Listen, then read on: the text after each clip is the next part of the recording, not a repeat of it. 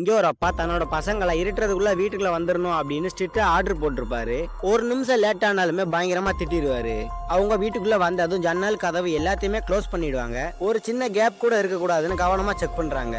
அப்படி செக் பண்ணதுக்கு அப்புறம் தான் உட்காந்து சாப்பிடவே ஆரம்பிக்கிறாங்க. எதுக்காகனா நைட் ஆனா நிறைய மான்ஸ்டர்கள் அந்த இடத்துக்கு வேட்டையாட வந்துடும். அன்னைக்கு நைட்டு எல்லாம் நல்லா போய்கிட்டு இருக்கிறப்ப அவங்க வளர்க்குற நாய் ஒண்ணு தரைய பயங்கரமா தோண்ட ஆரம்பிக்குது. எப்பவும் வர மான்ஸ்டர்கள் ரொம்ப சத்தம் போடும். ஆனா இப்ப வந்திருக்க மான்ஸ்டர்கள் அமைதியா இருந்து வீட்டை செக் பண்ணுதுங்க.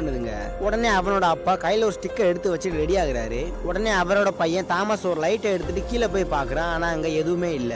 இதனால இவங்க கொஞ்சம் நிம்மதியா இருந்த டைம்ல யாரோ உங்க வீட்டோட கதவை பயங்கரமா தட்ட ஆரம்பிக்கிறாங்க. டோரை தட்டுற சத்தம் பயங்கரமா இருந்ததால அவங்க ரெண்டு பேருமே சேர்ந்து அந்த கதவை தள்ளி பிடிச்சிக்கிறாங்க.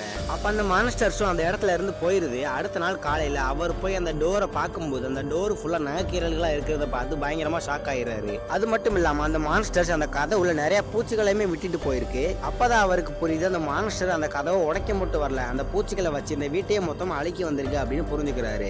அவருக்கு இப்படியே இருந்தா கண்டிப்பா ஒரு நாள் நம்ம இறந்து போயிருவோம் அப்படின்னு தெரிஞ்சு தன்னோட பசங்களுக்கு காட்டுக்குள்ள எப்படி எல்லாம் சர்வை பண்ணலாம் அப்படின்னு சொல்லி தர முடிவு பண்றாரு. அதனால அவரோட பசங்களுக்கு கார் ஓட்ட கத்து கொடுக்குறாரு. அது மட்டும் இல்லாம பீச்ல இருக்கிற சரக்கு கப்பல்ல இருந்து சில பொருள்களை எடுத்துட்டு வர சொல்றாரு.